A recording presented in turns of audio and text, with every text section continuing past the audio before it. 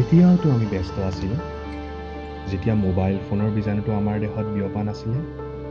পথাৰত উৰুৱা চিলা আৰু কেঁচা আমৰ গোন্ধ এতিয়া নাছিলে জানো সন্তুষ্টি। তেতিয়াওতো আমি ব্যস্ত আছিলোঁ যেতিয়া আমি চেটিং কৰিব নেজানিছিলোঁ। কিয় বাছ ষ্টেচনত আড্ডা দিয়াৰ কথা তোমাৰ জানো মনত নাই? তেতিয়াওতো আমি এক্টিং কৰিছিলোঁ যেতিয়া musical.ly নাছিলে।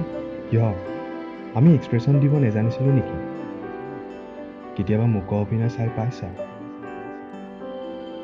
মাৰ গাটো অকণমান বেয়া,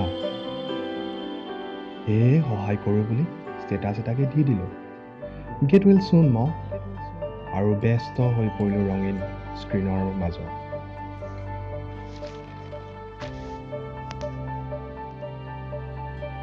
আবে বীৰত্বটো ময়ো দেখুৱাওঁ, লাচিতৰ দৰে গৰজি থাকোঁ।